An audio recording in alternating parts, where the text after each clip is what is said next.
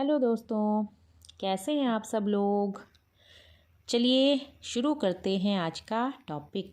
आज का आपका टॉपिक है अर्धचालकों में वैद्युत चालन। ठीक है ना। मतलब अर्धचालकों में जो विद्युत का चालन होता है वो कैसे होता है। तो देखिए, जो अर्धचालक हैं उनको दो वर्गों में विभाजित किया जा सकता है, किया गया है। पहला है आपका शुद्ध या नैज या आंतर अर्धचालक। ठीक है। सेकंड है आपका अशुद्ध या बाह्य अर्धचालक। तो सबसे पहले हम बात करेंगे शुद्ध अर्धचालक की। ठीक है। अब देखिए, जो शुद्ध अर्धचालक हैं इनको हम नैज अर्धचालक भी बोलते हैं या आंतर अर्धचालक भी बोलते हैं। ठीक है। शुद्ध जो अर्धचालक हैं वो आवर्त सारणी के 4th ग्रुप में आते हैं। अब देखिए, केमिस्ट्री का टॉपिक है ये तो आवर्त सारणी का, तो इसके लिए तो अलग से वीडियो बनाई जाएगी। तो यहाँ पे आप केवल इतना समझिएगा कि आवर्त सारणी में क्या है, जो 4th ग्रुप है आपका उसमें क्या आते हैं, शुद्ध अर्धचालक या नैज अर्धचालक उस वर्ग में आते हैं। और ये चतुर्थ संयोजी परमाणु होते हैं। आपको पता, अगर देखिए 4th ग्रुप के अगर एलिमेंट्स हैं तो इनमें क्या होगा, जो इसमें आउटर मोस्ट ऑर्बिट है उसमें कितने इलेक्ट्रॉन्स होंगे, 4 इलेक्ट्रॉन्स होंगे। ठीक है ना। तो देखिए ये क्या है, चतुर्थ संयोजी परमाणु होते हैं।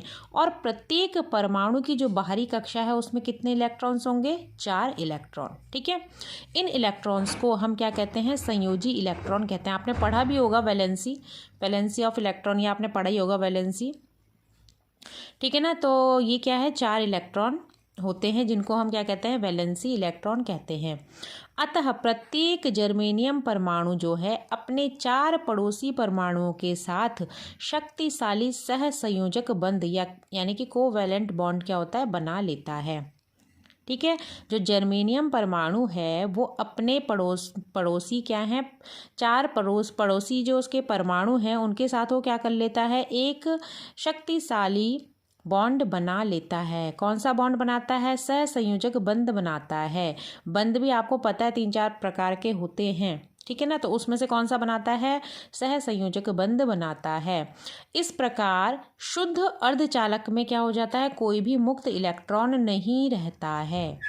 ठीक है। इस प्रकार क्या होता है, शुद्ध अर्धचालक जो आपका था उसमें कोई भी मुक्त इलेक्ट्रॉन नहीं रहता है। क्यों नहीं रहता है, क्योंकि वो अपने पड़ोसी परमाणुओं के साथ मिलकर क्या कर लेता है, एक बॉन्डिंग कर लेता है, जिससे कि उसका जो आउटर मोस्ट जो ऑर्बिट है वो क्या हो जाता है, कंप्लीट हो जाता है। ठीक है। जो आवेश वाहक का कार्य करें। ठीक है। उसके पास अब कोई भी क्या फ्री इलेक्ट्रॉन नहीं रह गया जो कि आवेश वाहक का कार्य कर सके। अतः हम यह कह सकते हैं कि सैद्धांतिक रूप से जो शुद्ध अर्धचालक है वो क्या होते हैं, अचालक होते हैं। परंतु अगर व्यावहारिक रूप में बात की जाए तो यह पूर्णतः अचालक नहीं होते। अचालक क्या होता है, आपको मैंने पढ़ा चुकी हूँ कि अचालक क्या होता है, जिसमें विद्युत धारा का प्रवाह नहीं होता है। और चालक क्या होते हैं, जिसमें विद्युत धारा का प्रवाह होता है। ठीक है। क्योंकि देखो, जब हम क्या करते हैं से एक नॉर्मल टेम्परेचर पे क्या करते हैं, रखते हैं, तो ऊष्मीय विक्षोभ के कारण इसमें क्या होते हैं, जो सहसंयोजक जो कोवैलेंट बॉन्ड जो इसमें बना है वो बॉन्ड क्या होता है, टूट जाता है। और जब बॉन्ड टूटेगा तो क्या हो जाएगा, कुछ इलेक्ट्रॉन क्या होते हैं, धारा चालन के लिए इसमें से फ्री हो जाते हैं।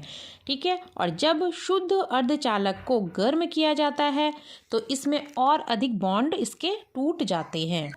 अब देखिए, जब हमने इसको क्या किया, गर्म किया, तो उसके क्या हो जाएंगे, बॉन्ड टूट जाते हैं, जिससे कि अधिक से अधिक इलेक्ट्रॉन उसमें से मुक्त हो जाएंगे। और जब इलेक्ट्रॉन मुक्त होंगे तो क्या हो जाएगी, अर्धचालक की चालकता बढ़ जाएगी। चालकता बढ़ जाएगी यानी कि इलेक्ट्रॉन्स क्या करते हैं, आपको पता ही कि कैरी करने का काम करते हैं। ठीक है ना, धारा को कैरी करते हैं। तो अब देखिए धारा क्या है, इसमें क्या हो जाएगा, धारा बहने लगेगी। तो इसलिए जो शुद्ध अर्धचालक होता है इसका प्रतिरोध क्या होता है, ताप गुणांक होता है। अब देखिए, सिलिकॉन और जर्मेनियम प्रत्येक में कितने इलेक्ट्रॉन्स होते हैं, 4 संयोजी इलेक्ट्रॉन होते हैं। और उनके क्रिस्टल में 4 सहसंयोजक बंध बनाते हैं। ठीक है। क्या बनाते हैं, 4 सहसंयोजक बंध बनाते हैं। अब देखिए 0 डिग्री सेंटीग्रेड पर सभी बंध क्या होते हैं, पूरे होते हैं। और धारा चालन के लिए मुक्त इलेक्ट्रॉन उपलब्ध नहीं होता है। जब क्या होगा, बॉन्डिंग आपकी कंप्लीट रहेगी तो आपके पास कोई भी फ्री इलेक्ट्रॉन नहीं होगा, और फ्री इलेक्ट्रॉन नहीं होगा तो धारा नहीं बहेगी। ठीक है। लेकिन अगर रूम टेम्परेचर की बात की जाए कि कमरे के ताप पर जो संयोजी इलेक्ट्रॉन है वो क्या हो जाते हैं, मुक्त हो जाते हैं। 0 डिग्री सेंटीग्रेड पर तो क्या होता है, पूरे बंध कंप्लीट रहते हैं तो धारा चालन के लिए मुक्त इलेक्ट्रॉन ही नहीं मिलता है। ठीक है। लेकिन अगर हम क्या करेंगे, रूम टेम्परेचर कमरे के ताप की बात करेंगे तो संयोजी जो इलेक्ट्रॉन होते हैं वो क्या हो जाते हैं, मुक्त हो जाते हैं, और जो इनके बीच में बॉन्डिंग हो रखी है वो बॉन्डिंग टूट जाती है। अब क्या होगा, जब बॉन्डिंग टूट गई तो बंध में इलेक्ट्रॉन के स्थान पर क्या बन जाता है, होल बन जाता है। ठीक है। होल बन जाते हैं जिन्हें भरने के लिए नज़दीक का जो इलेक्ट्रॉन है वो आ जाता है। ठीक है। और जिनसे क्या होता है, उन इलेक्ट्रॉन के स्थान पर कोटर बन जाते हैं। जैसे ही क्या होगा, इधर वाला इलेक्ट्रॉन टूटेगा, बाहर निकलेगा तो उसकी जगह होल बन जाएगा।